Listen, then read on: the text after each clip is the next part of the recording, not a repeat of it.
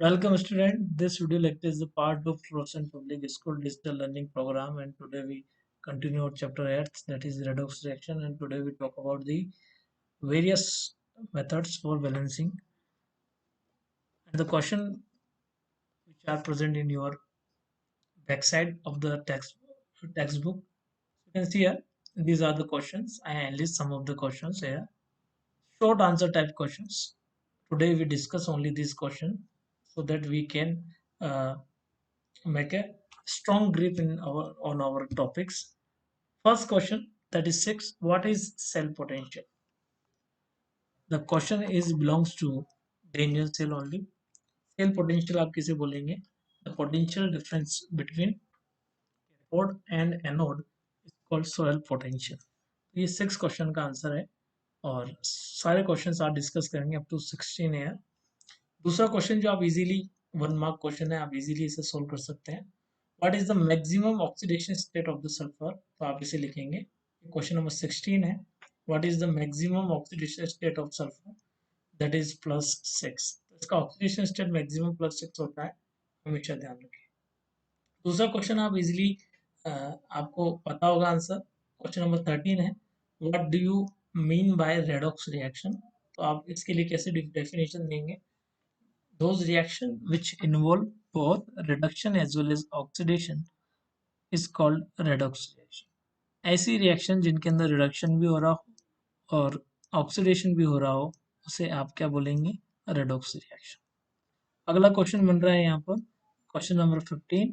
Calculate the oxidation number of iron in potassium ferri, yes ये नाम है इसका, पोटेशियम हेक्सासाइनोफेरेट इसका नाम है, केमिकली नेम है इसका। कोऑर्डिनेट कॉम्प्लेक्स है क्योंकि यहाँ पर लार्ज ब्रैकेट बनाया हुआ है मोलिकुलर फॉर्मूला के अंदर। तो आयरन का ऑक्सीडेशन स्टेट आपको फाइंड आउट करना है।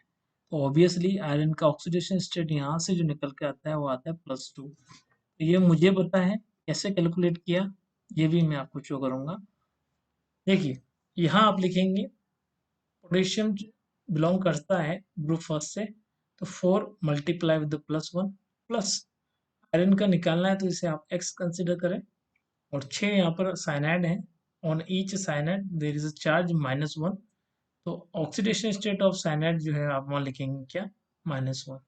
ये हो जाएगा 4 plus x plus 6 multiply with -1 यानी कि -6 हो जाएगा बराबर 0। तो आपका जो x बाहर निकल के आएगा वो आएगा +2। दूसरा क्वेश्चन यहाँ बहुत इंटरेस्टिंग है, 14। What is the oxidation state of lithium in lithium aluminium hydride? क्या ऑक्सीडेशन स्टेट होगी लिथियम की? ऑब्वियसली आपको पता है लिथियम कौन से ग्रुप का मेंबर है? फर्स्ट ग्रुप का मेंबर है। इसका ऑक्सीडेशन स्टेट हमेशा +1 होगा।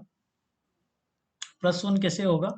जब आप ये जो हाइड्रोजन है, हाइड्रोजन देखिए लिथियम और एल्यूमिनियम दोनों मेटल है और मेटल के साथ जब भी हाइड्रोजन आता है तो उसका जो चार्ज होता है यानी कि ऑक्सीडेशन स्टेट आप -1 कंसिडर करते हैं, यानी कि आप इसे हाइड्राइड बोलेंगे। इसका पूरा नाम होता है लिथियम एल्यूमिनियम हाइड्राइड। तो ये जो हाइड्राइड है यहाँ पर इसका आप लेंगे -4, एल्यूमिनियम का +3 होगा, है ना? -4 एंड +3 कितना बचा? ये +1 होगा ऑब्वियसली न्यूट्रल करने के लिए मॉलिक्यूल। तो +1 will be the answer for oxidation state of lithium. Question 13, 14, 15 और 16 आपका कंप्लीट हो गया और आपका क्वेश्चन नंबर 6 भी कंप्लीट हो गया। 7 की बात करता हूँ मैं। Which is of two fluorine and iodine show the both positive and negative oxidation states? मुझे एक चीज बताइए बेटा, फ्लोरीन तो यहाँ ऑप्ट आउट हो जाता है क्योंकि फ्लोरीन इतना ज़्यादा स्ट्रॉन्ग इलेक्ट्रोनेगेटिव एलिमेंट है कि ये कभी पॉजिटिव ऑक्सीडेशन स्टेट शो नहीं कर सकता। ऑक्सीजन भी देखा है पॉजिटिव ऑक्सीडेशन स्टेट में मैंने और आयोडीन भी देखा है, लेकिन फ्लोरीन जो है आपका नहीं हो देखने को मिलेगा बिकॉज ऑफ इट्स हाई और highest electronegativity in the periodic table. Fluorine will never exist in positive oxidation. तो फ्लोरीन जो है ऑप्ट आउट हो जाता है तो फिर आंसर जो है आयोडीन को जाएगा यहाँ पर। बात करता हूँ क्वेश्चन नंबर 8 की। देखिए क्वेश्चन मैंने आंसर्स भी लिखे हुए हैं। सेल पोटेंशियल की डेफिनेशन बहुत इजी है। The potential difference between the cathode and anode is called cell potential. Iodine can show the both type of oxidation state, positive as well as negative oxidation state. Now the question number 8, find x. आपको x पता करना है और equation आपकी ये है, ठीक है। तो ये एक्स कितना होगा। अच्छा, एक क्वेश्चन और मैंने मिस कर दिया शायद पीछे,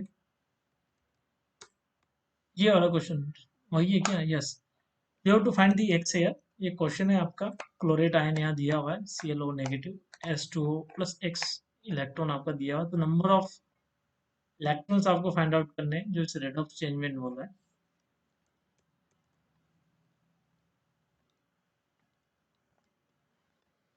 बेसिकली ये क्वेश्चन है,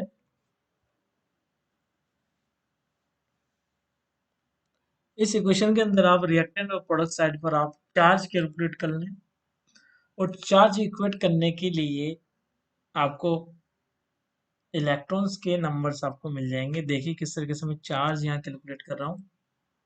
क्लोरीन के ClO नेगेटिव के जो नंबर ऑफ मॉलिक्यूल्स हैं वो एक है, मैंने यहाँ पर यहाँ लिखे, नीचे कुछ नहीं है तो वन लिखो, ऊपर कुछ नहीं है तो जीरो लिखो, तो यहाँ लिखा वन, ठीक है। ये मैंने यहाँ लिख दिया है। ऊपर वाला चार्ज कितना है? -1। आगे कुछ नहीं है ऑर्डर के, तो वन लिखा, ऊपर कुछ नहीं है तो जीरो, यानी कि one multiply with zero plus, यह इसको मैंने छोड़ दिया ताकि मुझे पता चले कि कितने इलेक्ट्रॉन रिक्वायर्ड है।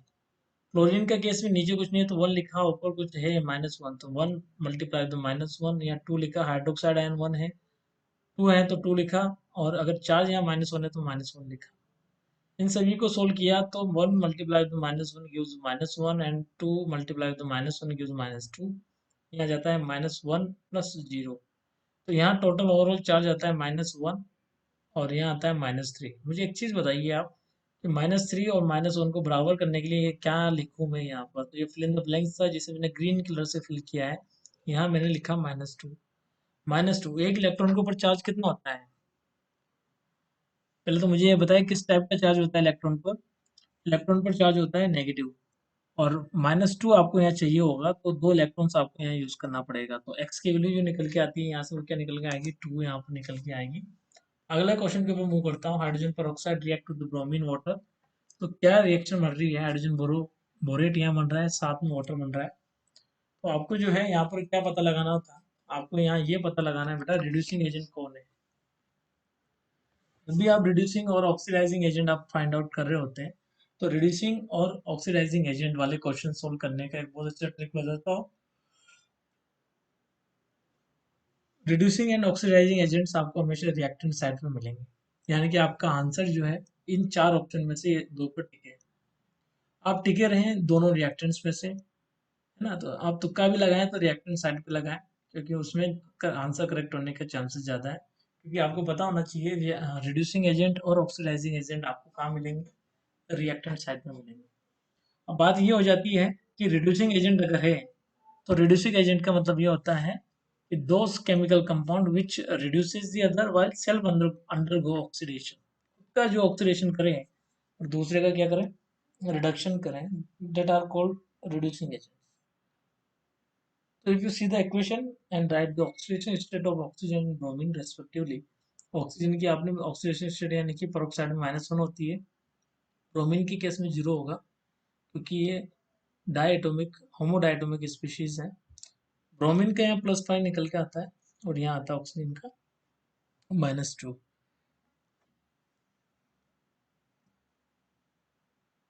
अब आप मुझे ये बताएं कि ऑक्सीडेशन किसका हो रहा है।